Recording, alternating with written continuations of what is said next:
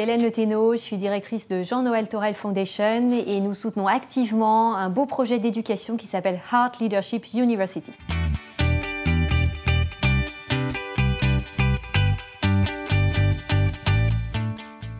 Dans la table ronde avec Fabrice Bonifay, donc dans ce regard croisé sur l'entreprise contributive et les limites planétaires, finalement on a soulevé deux questions.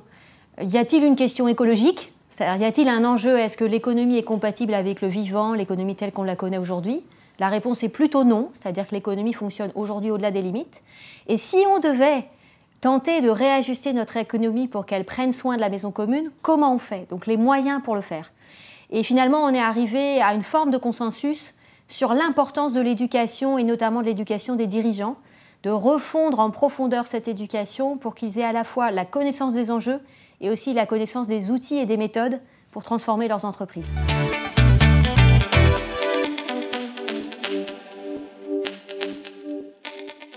En fait, je pense que justement, un dirigeant et un dirigeant accompagné par Heart Leadership University, on essaye de l'aider à trouver un meilleur alignement personnel. Et d'ailleurs, c'est le sens du logo de cette université, avec ses 3 petits bâtons de couleur. C'est l'alignement qu'on appelle corps, cœur, esprit. Arriver à faire du lien entre ce qu'on sait, ce qu'on ressent et ce qu'on fait en tant que dirigeant. Ça a l'air simple, c'est en fait extrêmement compliqué, puisque les défis et les enjeux sont monstrueux, les entreprises et les structures sont ce qu'elles sont. Comment faire en tant que dirigeant pour trouver un meilleur alignement personnel par rapport aux défis du XXIe siècle?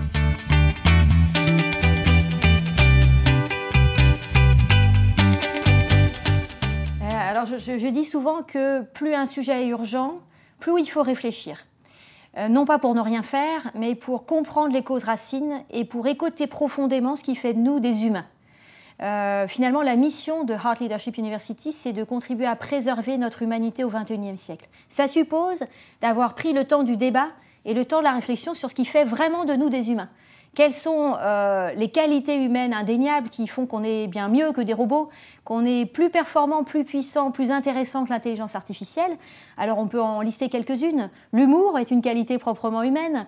L'amour aussi est une aptitude proprement humaine que n'ont pas les machines et pas les robots. La capacité à se projeter dans le temps long au-delà de sa durée de vie aussi. Et donc toutes ces aptitudes humaines, ces aptitudes du cœur que sont l'empathie, l'intuition, ces aptitudes cognitives sur la pensée du temps long sont celles qu'on a envie d'aider à faire fleurir, d'aider à développer chez les dirigeants qui participent à l'université.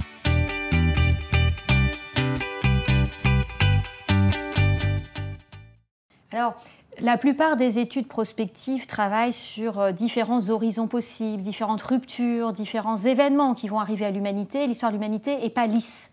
Donc aujourd'hui, on a bien ces deux tendances qui se dégagent, que tu rappelles, c'est-à-dire le capitalisme extractif en data qui se superpose au capitalisme extractif fossile, et puis de l'autre, des signaux faibles qui sont néanmoins assez visibles dans les territoires d'une économie à impact positif, d'une économie contributive avec un meilleur équilibre avec le vivant.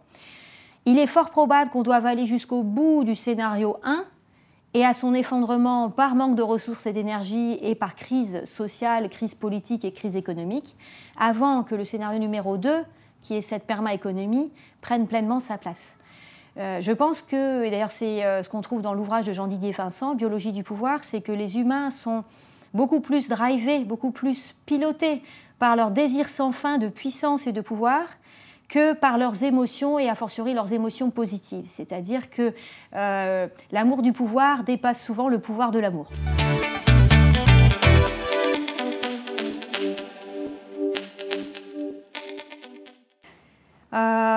Je pense que c'est le moment d'essayer en tout cas. C'est-à-dire que je pense que la seule bataille qui mérite d'être menée et celle qui n'est pas encore perdue, c'est celle qui fait de nous des humains. C'est-à-dire que si on devait préserver quelque chose, si on devait se battre pour une valeur, si on devait se battre pour finalement notre avenir à tous, quel serait notre premier combat? Je pense que le premier combat, ça serait celui de l'amour. Et c'est ce que dit aussi le philosophe anglais Roman Krasnick dans son livre Empathie ou dans son second livre The Good Ancestor, qui est plutôt que Homo sapiens, on devrait mieux essayer de s'appeler Homo amans. Et j'aime beaucoup cette métaphore.